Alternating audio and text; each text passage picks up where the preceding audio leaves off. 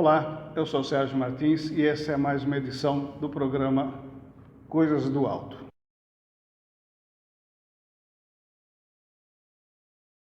Hoje nós vamos estar falando sobre um tema que acompanha a humanidade ao longo de todos os tempos, que é qual a religião correta.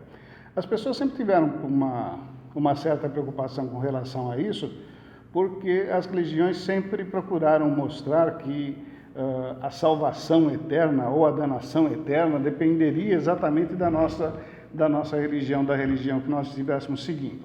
Entre ir para o paraíso ou acabar no inferno, dependia muito dessa nossa escolha. As pessoas sempre acreditaram nesse tipo de coisa. Prova dessa preocupação que sempre existiu com esse assunto, certa vez perguntaram para o Gandhi, aquele grande ser humano, qual era a religião correta. E a resposta dele foi extremamente clara e foi extremamente objetiva. Ele disse que a melhor religião era aquela que tornava o homem alguém melhor. E isso não foi só Gandhi que disse.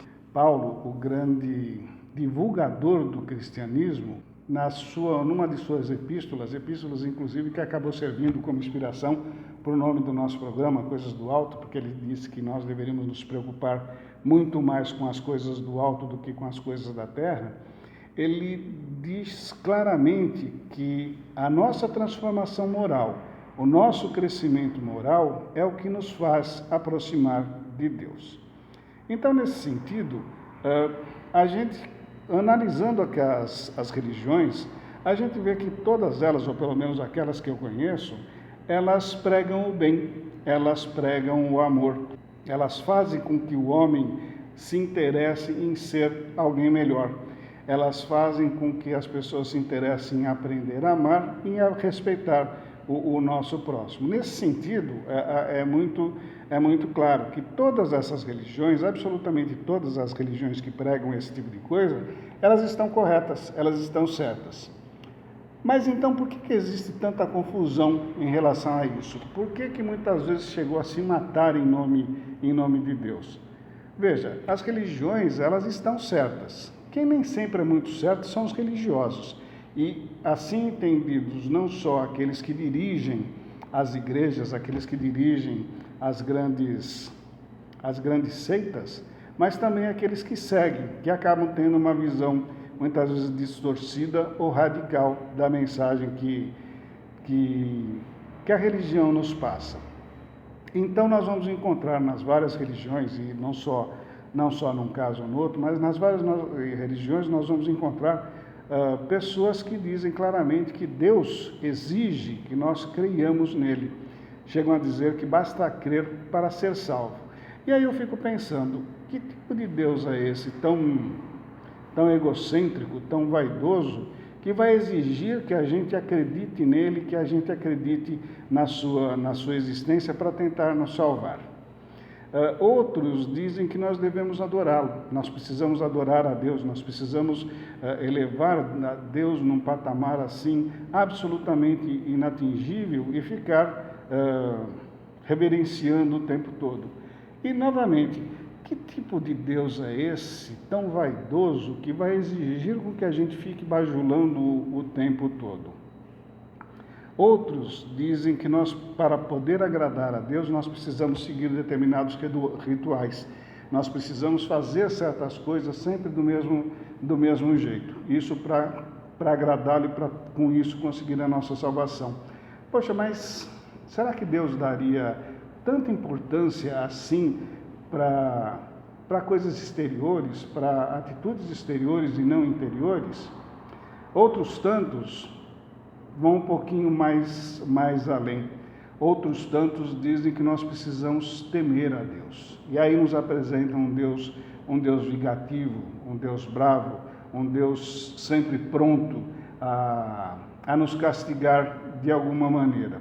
E especificamente com relação a esse Deus, que é um Deus retratado principalmente no Velho Testamento, que eu gostaria de convidar a todos para pensar um pouquinho a respeito. E eu vou usar um exemplo assim muito prático. Não sei se vocês já tiveram a oportunidade de conviver com alguma mãe que tem um filho no presídio. Eu já tive, infelizmente, a oportunidade de conviver com algumas pessoas que têm esse grande problema nas suas vidas. A mãe que tem o filho no presídio, mesmo sabendo que ele é culpado do crime que ele foi acusado, que ele foi julgado, mesmo sabendo que muitas vezes ele fez coisas bárbaras, essa mãe não deixa de amar o filho. Essa mãe, semana após semana, chova ou faça sol, essa mãe está lá na fila, na frente da porta, levando um alimento, levando itens de necessidade básica, mas principalmente levando amor para esse filho que está lá preso, apesar de tudo que ele possa ter feito. E aí eu pergunto, se uma mãe que ainda é como qualquer um de nós, com seus problemas, com suas dificuldades, com seus equívocos, se uma mãe é capaz de fazer isso por um filho que muitas vezes cometeu um ato bárbaro, ela está lá sempre tentando ajudar, sempre tentando recuperar esse filho. Deus, que é o amor perfeito, que é a forma mais sublime de amar, ele teria a capacidade, ele teria a crueza de coração de deixar um filho seu ignorante, um filho seu que muitas vezes ainda não aprendeu tudo aquilo que ele precisava aprender e cometeu erros por conta disso. Será que Deus teria coragem de deixar esse filho sofrendo pela eternidade inteira, sofrendo pelos séculos dos séculos, como dizem os textos bíblicos?